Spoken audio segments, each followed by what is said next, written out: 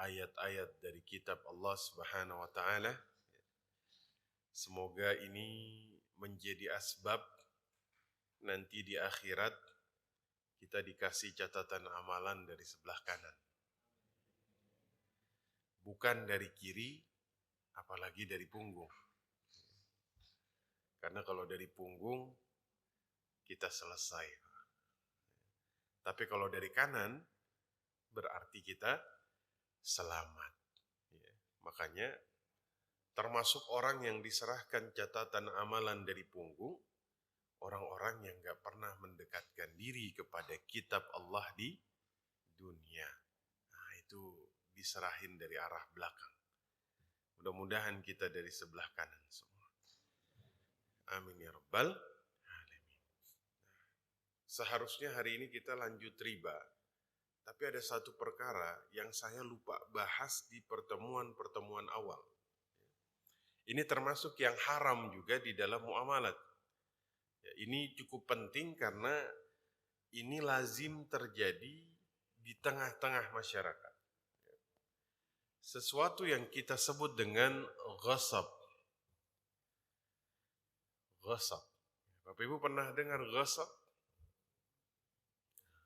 Ghasab itu merampas hak milik orang lain. Itu namanya ghasab. Pasti Bapak Ibu sering ketemu dengan kalimat ini. Itu di dalam suratul Kahfi. Di dalam suratul Kahfi. Nabi Musa, Nabi Khidir. Ketemu.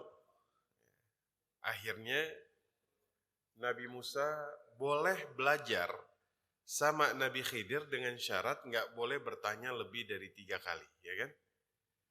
Termasuk yang kemudian dipertanyakan oleh Nabi Musa adalah ketika Nabi Khidir melubangi perahu yang mau mereka naiki. Di sini kemudian Allah katakan bahwasanya ternyata Nabi Khidir ini ketika kemudian beliau melubangi safinah atau kapal yang kemudian mereka mau naiki tersebut, ada alasan yang kemudian mendasari itu. Amma safinatu fakanat limasakina ya'maluna fil bahri.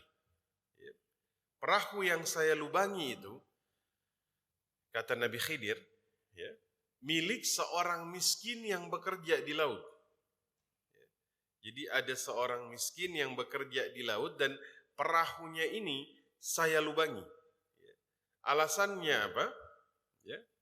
Alasannya adalah ternyata fa'aradtu an a'ibaha wa kana wara'ahum maliku ya'khudhu kulla safinatin ghasbah. Kita temukan kalimat ini, ghasbah. Ternyata ada seorang raja yang zalim yang selalu merampas atau mengambil perahu-perahu nelayan di tengah lautan, atau kita bilang apa ya, perompak ya. Tapi ini raja. Maka ghasbah ini, ghasab, mengambil atau merampas hak milik orang lain. Kira-kira di dalam Islam itu hukumnya seperti apa? Mengambil, menguasai secara paksa, ini masuk kategori ghasab. Jadi ghasab ini kalau dalam syariat, ini kezaliman. Ini kezaliman. Dan ini adalah perbuatan maksiat. Karena menyelisihi apa yang Allah katakan di dalam Al-Quran, وَلَا تَأْكُلُوا أَمْوَالَكُمْ بَيْنَكُمْ بِالْبَاطِلِ.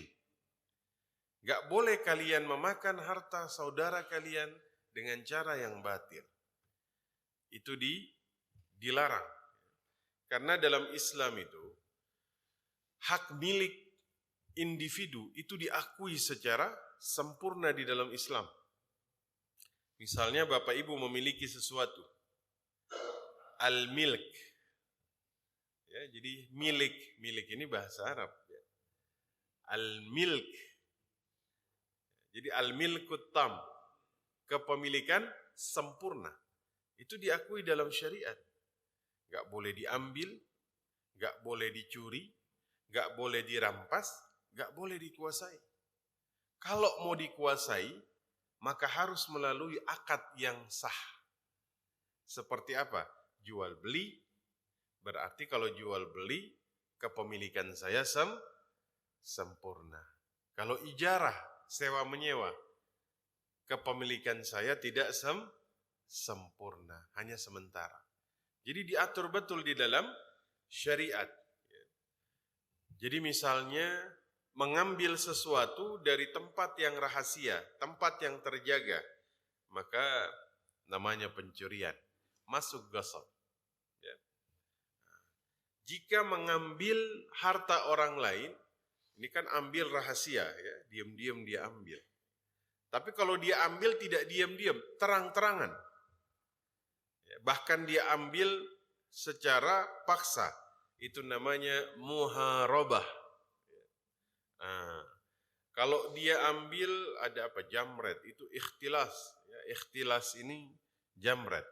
Ini juga masuk ke ghasab. Jadi ghasab ini ada ngambilnya diam-diam, ada ngambilnya terang-terangan, ya. Ada ngambil sambil melukai. Ini ikhtilas ini ya, inilah yang kita sebut begal. Begal. Cuman yang paling bahaya begal berdasi, Pak.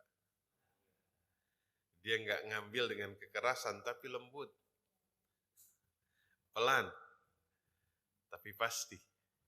Ini juga termasuk ghasab. Maka Rasul Shallallahu Alaihi Wasallam, maka tadi, ambil diam-diam, ambil terang-terangan dengan kekerasan. Makanya bagaimana Islam itu mengatur dalam syariat, ya. Karena ada hukum potong tangan, Pak. Ya.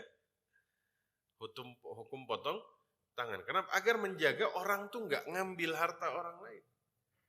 Kan kalau dalam fikih jarimah itu, ya.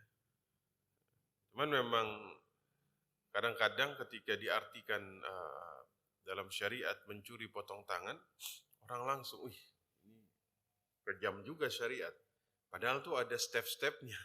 Ya, ada dalam, kalau kita lihat dalam hukum Islam itu, ya, satu, ya, mungkin ketika dia mencuri itu nanti ditanya dulu. Dia harus melewati 3 tahap atau 3 syarat. Hasil curiannya ini mencapai nisab atau tidak. Batas minimum. Biasanya itu kan rubu' dinar. 1/4 dinar. Berarti kalau hasil curian dia 1/4 dinar, taruhlah 1 juta. Kalau hasil curian dia 1 juta, apakah langsung dieksekusi? Tidak. Pindah lagi ke syarat yang selanjutnya. Ada namanya al-hirz. Al-hirz ini tempat yang terjaga atau tidak. Ini uang yang dia curi di mana? Kalau dari tempat yang terjaga al-hirz, maka dia kena hukum. Misalnya uang seharusnya di mana, Pak? Berangkas, ya, di lemari. Kalau Bapak Ibu punya uang 2 juta ditaruh di teras misalnya. Itu kira-kira tempat yang terjaga atau bukan? Taruh di jalan misalnya. Nah, berarti kan syaratnya panjang, Pak, ya. Misalnya uang 2 juta. Dia taruh di depan rumah. Terus ada yang ngambil. 2 juta kan sudah lewat nisab. Apakah yang ngambil langsung dieksekusi? Enggak. Ini kelalaian dia ini. Uang kok ditaruh di luar? Maka dia cuma dihukum tapi tidak sampai kepada sampai potong tangan, ya, sampai segitu. Taruhlah misalnya uang ditaruh di lemari. Lemarinya dia congkel. Yang dia curi 2 juta. Secara syarat tadi sudah terpenuhi? Sudah? 1 nisab, 2 hirs, tempat yang seharusnya, tempat yang terjaga. Cuman memang saya sering sampaikan, al-hirs di masing-masing daerah itu tergantung urfnya. Karena Indonesia Pak, motor sudah ditaruh dalam pagar, masih hilang juga. Ya kan? Padahal kalau di tempat lain tuh hirsnya misalnya dulu tuh Madinah itu kan, kalau Bapak Ibu ingat haji zaman masih tahun 90-an itu kan, kalau azan langsung tutup dagangan, tidak perlu sampai tutup toko sampai kunci, enggak. Cukup tutup barang dagangan pakai kain hitam. Nah, itu sudah hirs itu. Orang tuh ngeri kalau sudah lihat barang ditutup pakai kain hitam. Kenapa? Karena itu sudah hirs. Masukin tangan ke dalam, dua syarat itu terpenuhi, kena. Makanya ngeri-ngeri orang lihat, ini sudah masuk hirs. Kadang-kadang kan zaman dulu ya, kalau kita lihat, ini toko cuma ditutup pakai kain hitam dagangannya ini. Nah, itu sudah cukup bikin orang tuh takut. Jangan coba-coba. Cuman hirs Madinah kalau bawa ke Pasar Anyar misalnya, waktu sholat cuman tutup pakai kain hitam Pak. Sama kain-kainnya diambil. Terakhir ada syubhat. Ada nggak syubhatnya di situ? Misalnya dia mencuri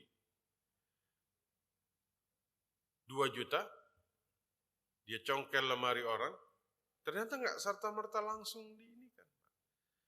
Ditanya lagi, ini ada syubhatnya atau tidak? Misalnya dia nyuri 2 juta, ditanya, antum nyuri kenapa? Anak istri saya sakit. Dia tidak kena sampai dieksekusi. Cuman kena takzir saja, tapi tidak sampai dipotong tangan. Kenapa? Anak istrinya sakit. Paling misalnya dia di mana? Di Komplek Garuda. Yang dipanggil siapa? RW-nya. Ini kenapa rakyatmu ada yang mencuri? Tuh. Tapi kalau misalnya dia 1, mencuri 3 juta. 2, dari lemari orang dia congkel. 3, ditanya. Antum kenapa mencuri? Iseng. Ini baru. Antum punya hajat yang mendesak? Enggak. Jadi mencuri bukan karena ada terdesak. Nah, kita balik lagi. Makanya Rasulullah SAW mengatakan, la yahillu malu mri'in muslimin illa bitibin nafsi minhu. Enggak boleh mengambil harta seorang muslim kecuali dengan kerelaan dirinya. Nah, ini nih pentingnya kita membangun kerelaan dan keikhlasan di dalam bermuamalah. Kenapa? Karena enggak boleh, kata Nabi, mengambil sesuatu dari seorang muslim kecuali dengan kerelaan dirinya. Makanya kata Nabi, jual beli terpaksa, al-bai'ul muttar, itu dilarang oleh Nabi. Hatta itu jual beli. Padahal perpindahannya ini sudah melalui akad. Tapi kalau ada ketidakridhaan di situ, maka dilarang sama Nabi. Makanya tuh sampai kalau ada orang menawar di halayak ramai, itu saja dikhawatirkan muncul ketidakridhaan. Benar nggak Pak? Dia mau beli motor jamaah Masjid Al-Ikhlas. Saya tawar nggak dikasih-kasihnya. Ntar pas lagi rame dia tawar, nih Pak ini saya mau beli motornya nggak dijual-jual. Ayolah, terus akhirnya jamaah yang lain nimbrung. Udahlah, jual aja sesama teman ini. Kan kayak begitu bikin orang nggak enakan kan? Akhirnya mau nggak mau ya udahlah Anda jual. Nah, ini aja tuh kita khawatir ada ketidakridhaan di sini. Ya, makanya saya termasuk yang menghindari adanya jual beli antara dosen dan mahasiswa. Ini selalu saya ingatkan betul. Kenapa? Khawatir jual belinya terjadi karena ada hubungan yang membuat mereka akhirnya terpaksa. Kira-kira begitu. Makanya dijaga betul. Termasuk misalnya kita beli sesuatu dengan intimidasi. Akhirnya penjual ini mau nggak mau dia jual. Ini juga dilarang. Dulu Umar dan Utsman itu pernah melakukan jual beli terpaksa. Tapi ada asbabnya di sini. Boleh jual beli yang dilakukan oleh hukumah atau pemerintah untuk kemaslahatan. Contoh Umar. Umar pernah memperluas. Jadi dulu tuh rumah-rumah orang, Bapak Ibu, itu tuh mendekat ke Ka'bah. Itu dekat.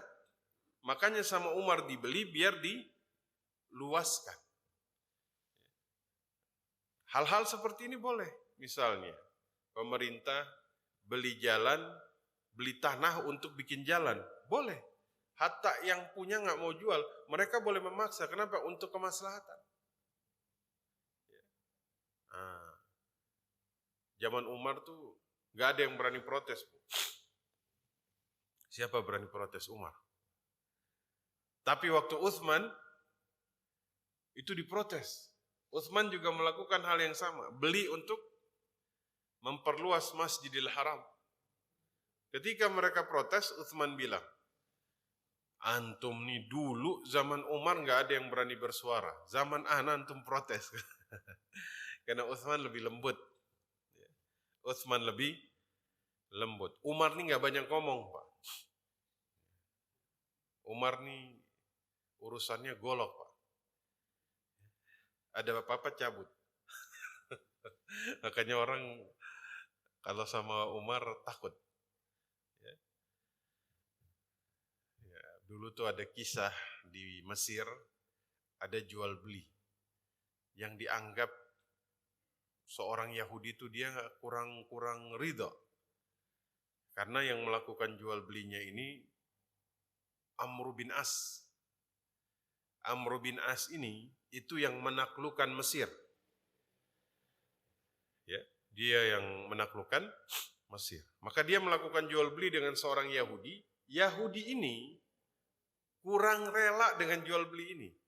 Mungkin dia takut karena ini Amr bin As. Akhirnya dibilang, antum kalau nggak puas, pergi ketemu Amirul Mukminin Umar bin Khattab. Akhirnya dia ke Madinah. Dia cari Umar. Ternyata Umar tuh, sangkaannya dia, Umar tuh tidur di istana yang megah. Ternyata dibilang, antum mau cari Umar, biasanya tidur di bawah pohon korma. Kaget juga nih. Ini masalahnya yang dicari ini yang menaklukkan Persia dan Romawi, Pak. Benar. Sampai dia ceritain, ana jual beli dengan Amr bin As begini begitu. Umar tuh nggak ngomong apa-apa, Pak. Dia ambil tulang, ambil pedang, digaris tulang itu dengan pedangnya. Suruh kasih Amr bin As. Ini Yahudi bingung. Dia nggak ngomong apa-apa, cuma ngasih tulang, tulangnya digaris pakai pedangnya. Sampai ke sono dia kasih, ini ada titipan dari Umar bin Khattab. Gemeteran Amr bin As. Langsung dikembalikan tanahnya Yahudi tersebut. Ya. Maka Nabi SAW mengatakan tidak halal mengambil harta seorang Muslim tanpa keridaan dan kerelaan dirinya. Nabi SAW dalam khutbah wada. Ini kalau kita bilang khutbah wada, berarti khutbah terakhir. Maka yang disampaikan oleh Nabi semuanya perkara-perkara yang penting bagi umat Islam. Apa yang diantaranya disampaikan oleh Nabi? Fa inna dima'akum, darah kalian, wa amwalakum, harta kalian, wa a'radakum, kehormatan di antara kalian, haramun. Haram. Maksudnya apa? Haram menumpahkan darah seseorang. Haram memakan harta orang lain. Haram kita melukai kehormatan seorang manusia. Tuh. Apa saja? Darah, harta, kehormatan. 3 ini terlarang, Pak.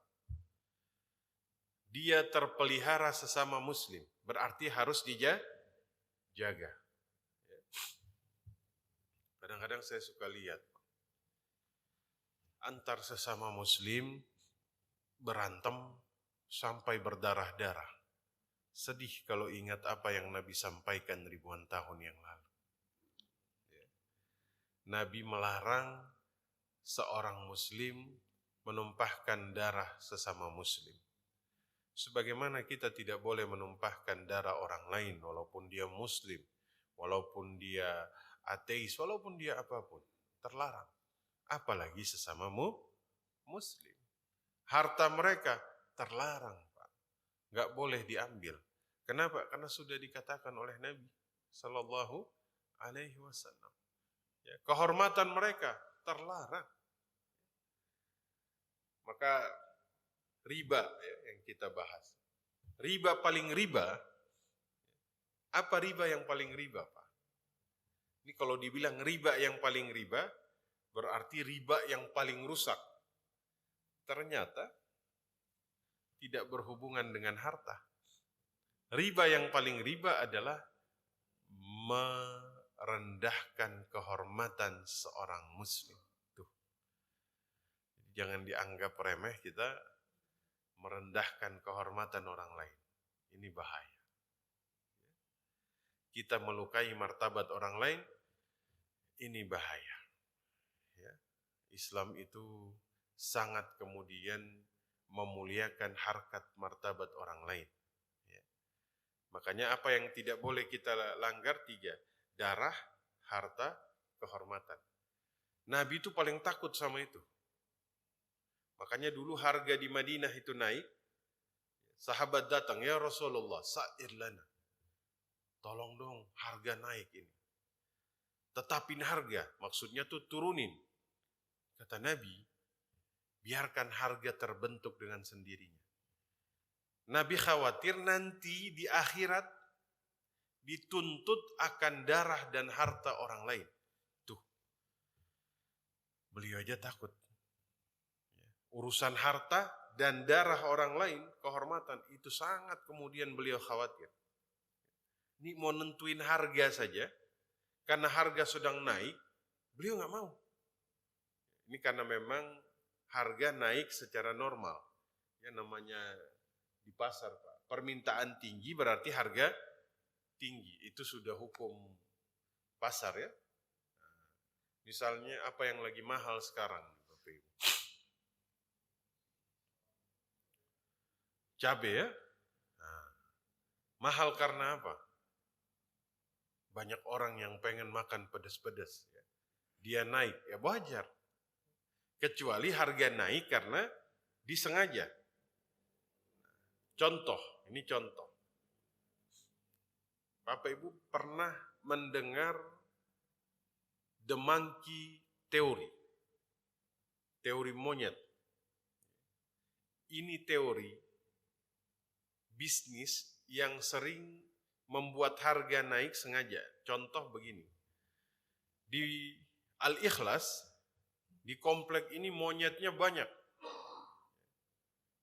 Monyetnya banyak. Saking banyaknya monyet, gak ada harganya. Monyetnya banyak sampai di jalan-jalan. Tiba-tiba ada satu orang datang. Saya beli monyet dengan harga 10.000, 1 ekor. Apa yang terjadi? Ditangkap-tangkapin tuh. Tadi nggak ada harganya, sekarang dihargai. Akhirnya semua orang di komplek ini nangkap monyet. Lumayan Ustadz, 5 ekor 50.000. Oke? Berarti monyet yang tadinya banyak sudah mulai berkurang. Ya. Akhirnya karena sudah kurang, dia naikkan. Kalau ada yang punya monyet saya bayar 20.000. Makin dicari monyet di sini. Karena harganya 20.000. Akhirnya monyet semakin langka.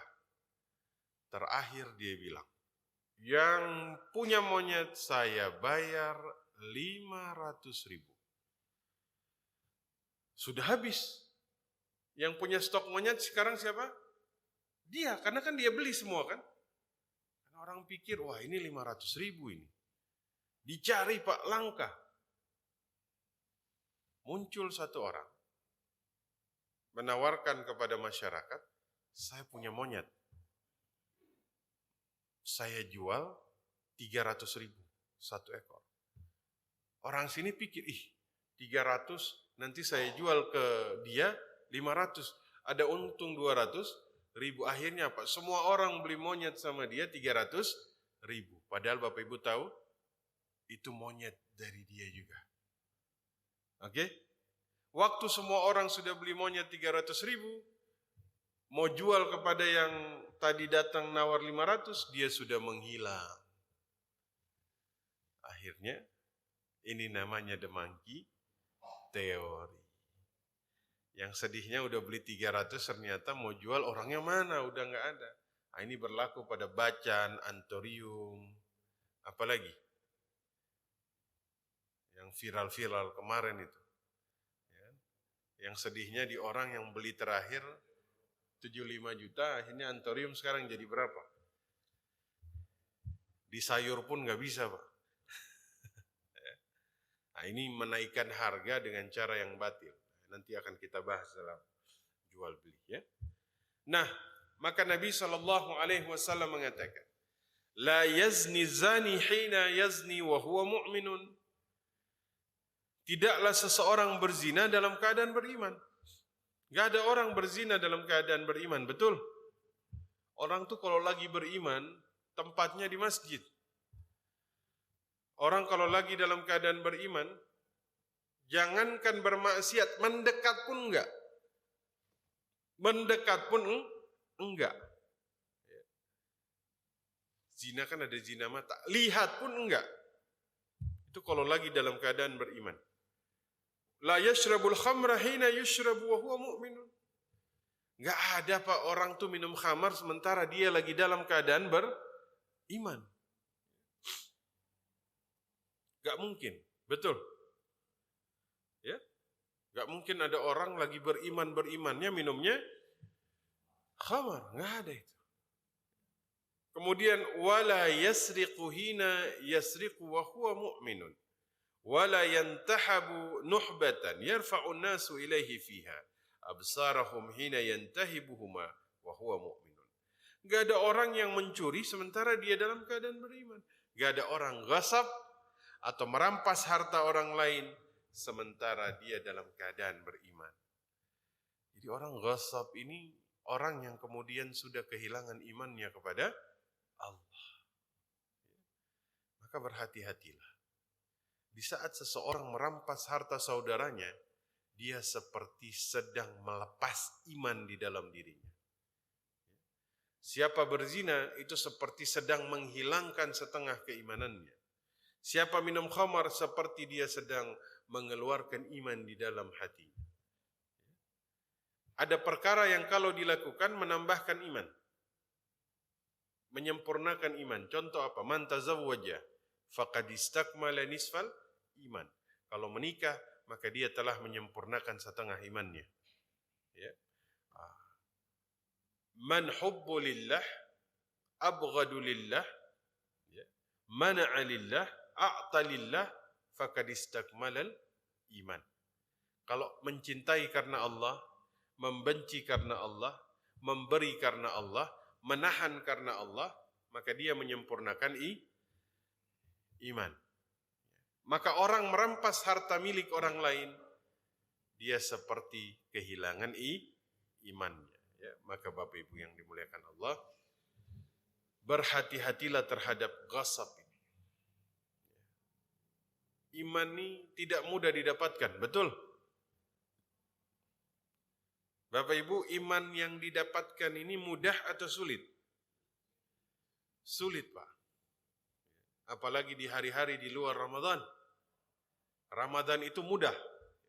Karena memang Allah khususkan, Allah mudahkan. Tapi kalau di luar Ramadan, al-iman yazdad wa yanqus. Iman dia naik dan dia turun. Yazdad bitta'ah, naik dengan ketaatan. Wa yanqus bil ma'siyah, dia kurang, dia turun, dia berkurang dengan maksiat. Kadang iman kita ini, ya kalau kata Imam Al-Bukhari, laqitu akthar minal ulama fama ra'aitu ahlam minhum yakhtalifu anna al-iman yazdad wa yanqus. Saya ketemu dengan ribuan ulama dan tidak ada satupun yang khilaf bahwa iman dia naik dan dia turun. Kalau ada orang imannya yazdad, naik, nah itu biasanya para nabi itu. Tapi kalau kita naik, turun, naik sedikit, turun lagi, naik turun. Naik, turun. Ya, mudah-mudahan kita naiknya lebih banyak dari turunnya. Amin ya rabbal alamin. Ya. Maka kata Nabi, tidak ada orang dia melakukan ghasab, dia merampas hak milik orang lain kecuali dia tidak dalam keadaan beriman. Maka cara menghindari ghasab ini, lakukan ketaatan. Karena nanti ketaatan dia membentengi dirinya. Maka Nabi SAW mengatakan, Man akhadha shibran minal ardi zulman, fa innahu yutawwaquhu yawmal qiyamah min sib'il ardin. Barang siapa mengambil sejengkal tanah, sejengkal, shibran, begini, maka akan dikalungkan di lehernya 7 buah bumi di hari kiamat. Insya Allah. Bimakna dia akan dipermalukan di hari kiamat. Dia memikul tanah yang dia ambil dari saudaranya dengan cara yang zalim. Ini bahaya. Nabi SAW mengatakan sejengkal saja. Makanya ini sesuatu yang bahkan Nabi SAW mengatakan, janganlah kemudian la ya'khudh ahadukum asa akhi. Jangan kalian ambil tongkat saudara kalian atau la'iban au jaddan. Jangan ambil tongkat saudara kalian la'iban, bercanda, main-main atau serius. Faman akhadha asa akhi falyaruddaha ilaih. Kalau kalian ambil maka kembalikan. Bahkan bercanda pun dilarang. Jangan, hindarkan. Kadang-kadang kan kita suka bercanda ya. Kita umpetin. Misalnya dia ambil sendal, sendalnya diumpetin. Ini jangan, kembalikanlah. Khawatir yang ngumpetin lupa balikin. Jadilah ghasab. Ya kan? Jadilah ghasab. Maka kata Nabi SAW, Man iqtata'a haqqa mri'in muslim biyaminihi, faqad aujaballahu lahun nar wa harrama alaihil jannah. Barang siapa mengambil harta saudaranya dengan sumpahnya, ini menarik ini. Dengan sumpahnya. Bermasalah-masalah status tanah. Akhirnya dibawa ke pengadilan. Yang memang punya tanah ini, dia nggak punya kuasa apa-apa untuk melawan yang punya uang ini. Maksud mengambil dengan sumpahnya, artinya dia berkongsi sehingga kemudian tanah yang bukan miliknya ini akhirnya jadi milik dia. Kira-kira seperti itu. Karena dia punya kuasa, karena dia punya kekuatan. Baik secara finansial maupun secara hukum. Ini masuk dalam kategori dia mengambil harta saudaranya dengan sumpahnya. Maka apa yang terjadi Bapak Ibu? Aujaballahu lahun nar. Dia diwajibkan atas dirinya untuk masuk ke neraka. Wa harrama alaihil jannah. Dan dia diharamkan masuk syurga. Faqala lahu rajulun, ada yang bertanya, wa in kana syai'an yasiran ya Rasulullah. meskipun hanya sedikit. Kata Nabi sallallahu alaihi wasallam, "Wa in qadiban minal arak," walaupun hanya sepotong kayu arak, kayu yang buat siwak. Maka Masya Allah, ternyata ini bukan sesuatu yang enteng. Ya, ini banyak ini. Kadang-kadang ada dua orang kerjasama. Niat awalnya itu bukan gasab. Niat awalnya kerjasama, tapi diakhiri dengan gasab. Dia tipu saudaranya, dia bawa lari uangnya. Allah, antum bawa lari di dunia, tapi antum gak bisa lari di akhirat.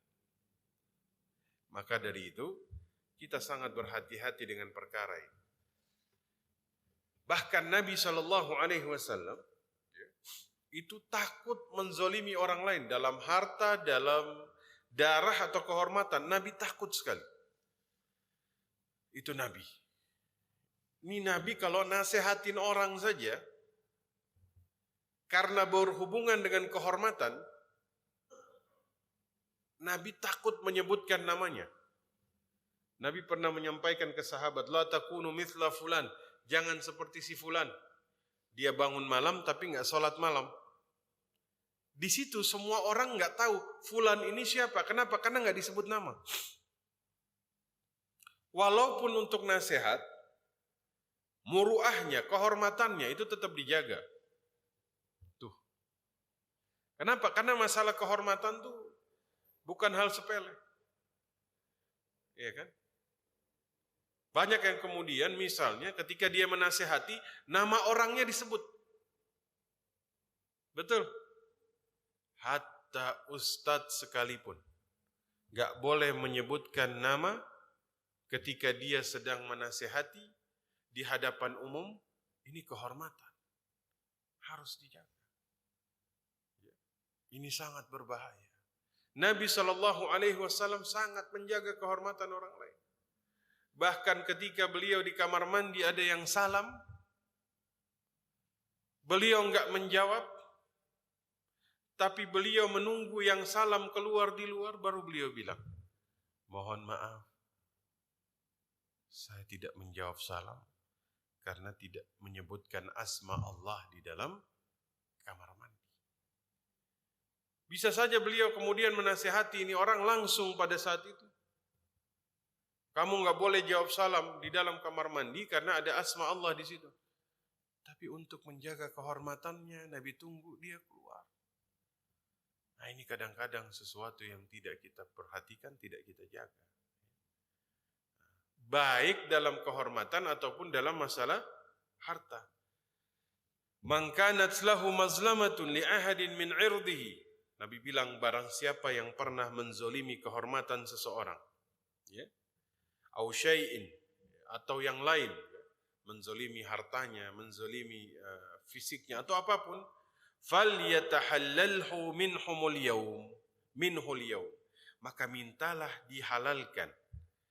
Qabla an la yakuna dinar wala dirham, sebelum nanti datang hari di mana tidak ada dinar, tidak ada dirham.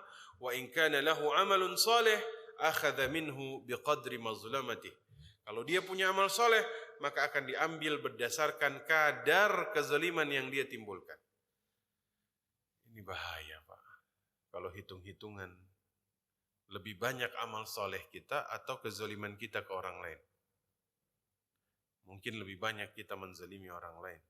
Maka kata Nabi, ya, kalau kalian masih menyisakan hal ihwal seperti ini, apalagi harta, ya, maka minta dihalalkan, selesaikan.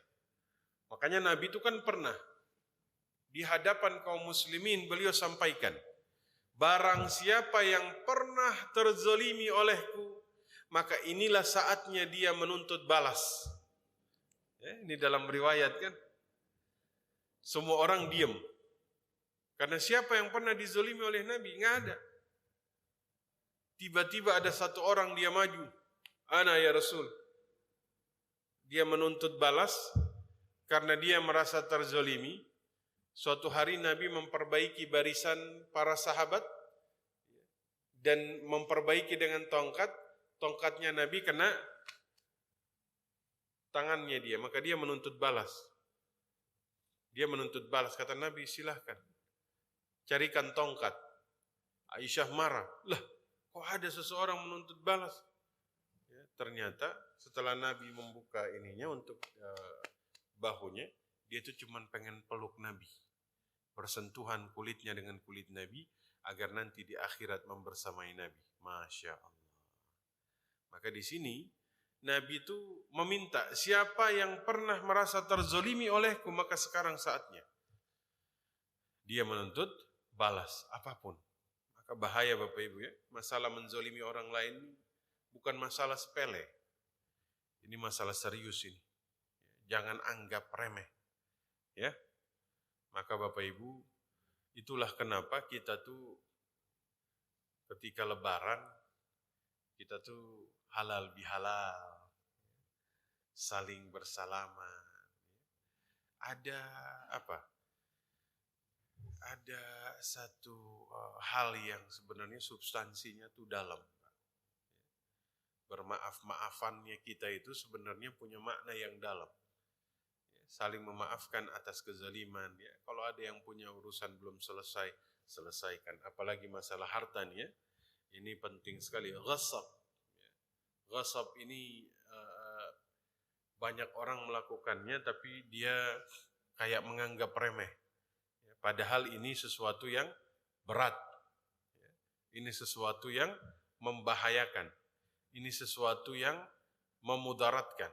Ini sesuatu yang walaupun hanya sejengkal saja.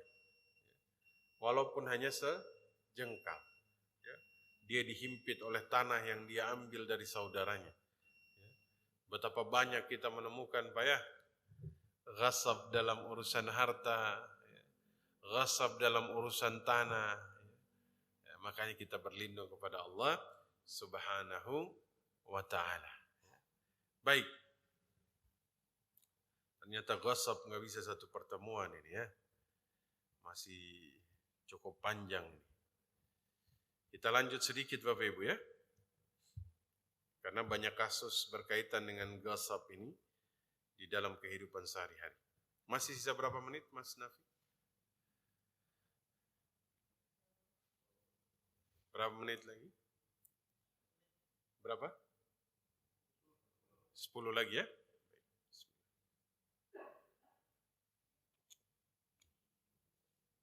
Contoh. Dia merampas tanah orang lain. Ya.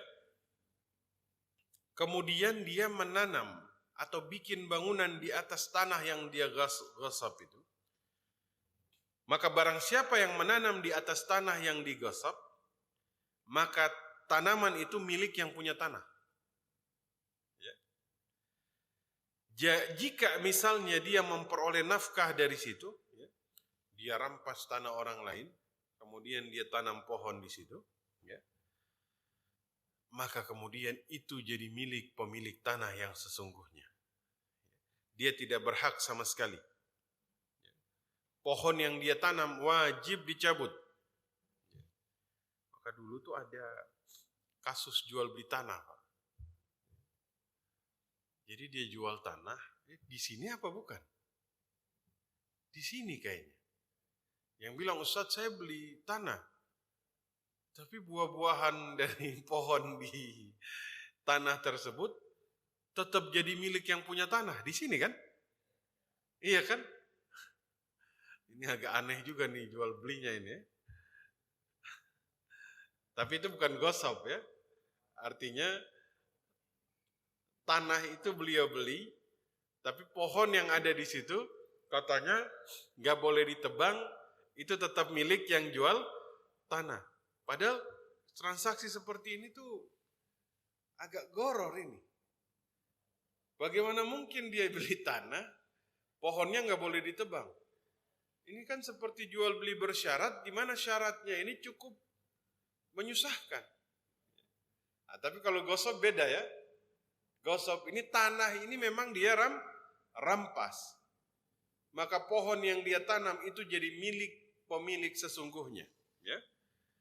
Nabi SAW bersabda, "Man zara'a fi ardi qaumihi bighairi idnihim, Kalau ada orang tanam tanaman di tanah yang dimiliki suatu kaum tanpa seizin yang punya tanah, falaisa lahu minaz zar'i syai'un wa lahu nafqatuhu, maka dia tidak berhak atas tanaman itu sedikit pun, maka untuknya ya, misalnya dia tanam ya, nafkahnya yang dikeluarkannya itu tidak ada sekali haknya di situ.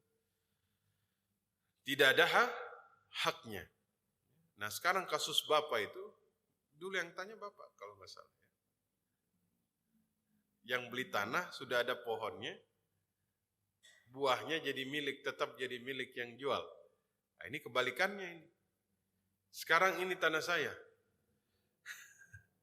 Semua yang tumbuh di sini milik saya. Berarti buahnya milik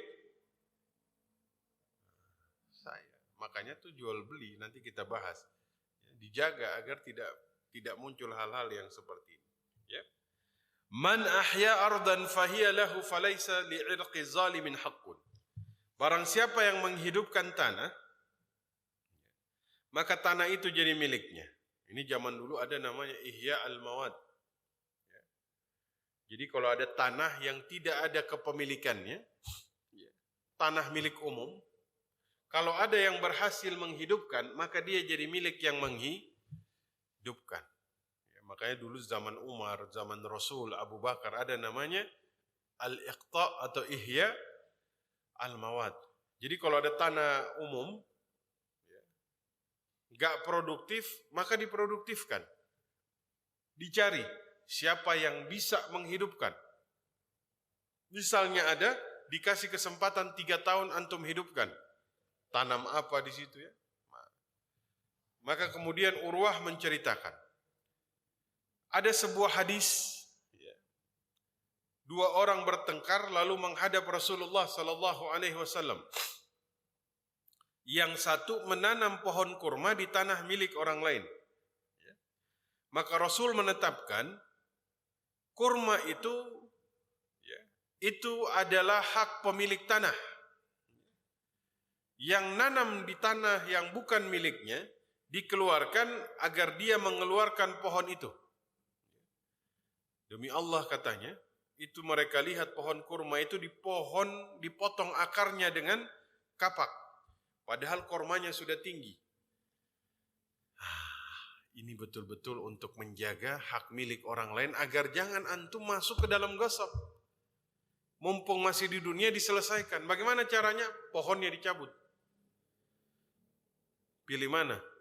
Pohon antum dicabut atau antum memikul pohon ini di akhirat? Mending cabut aja. Daripada nanti saya bermasalah di akhirat. Wal'iyadu billah. Ada yang kemudian pernah mengatakan, gosok termasuk diantaranya pakai sendal orang buat wudhu di masjid. Ini tidak termasuk gosok. Ini pinjam sebentar. Dan ini sudah jadi uruf kita ya. Ini kebiasaan Pak. Benar nggak? Pakai sendal orang lain untuk wudhu di masjid walaupun kita nggak tahu ini punya siapa. Ini tidak termasuk gosok. Karena ini sudah jadi urf, benar? Kalau gosok itu orang udah ambil dari awal, tujuannya memang sudah, niatnya memang ambil sudah. Makanya hati-hatilah kepada yang sering gosok sendal ini. Katanya Ustaz di masjid itu ambil yang baik-baik, tinggalkan yang jelek. Dia datang pakai sandal jepit yang sudah tipis. Pulang dia bawa yang masih baru. Ini gosok ini. Hati-hati ya. Tapi kalau wudhu, ya itu biasa. Kecuali ada yang wudhu, kata, wah ini enak juga nih sandal ini. Sekalian saya ambil, ini baru masuk.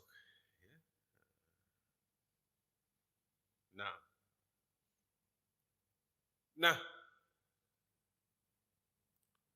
pinjam motor tanpa kasih tahu yang punya. Kira-kira seperti apa? Kalau di Al-Ikhlas, Ini udah biasa? Biasa? Pas kalau, mana motor saya ini katanya. Ada yang sudah pakai, ini biasa di sini, Ustaz. Nggak bilang yang punya pun udah biasa. Sudah kebiasaan di sini? Nggak mungkin, pasti kasih tahu ya. Harus dikasih tahu karena belum jadi urf kita. Nah, jadi harus, kalau sesuatu yang harus butuh izin, maka izinlah. Karena takutnya kita gesa. Harus izin. Kalau tanpa izin bahaya. Ya. Jika menurut standar dalam suatu masyarakat, meminjam barang tertentu harus izin, ya, maka kemudian seseorang harus izin.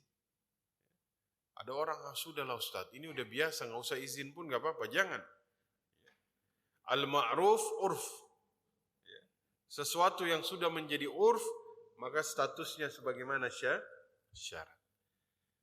Saya kira itu yang kita bahas pada pagi hari ini. InsyaAllah kita akan lanjut.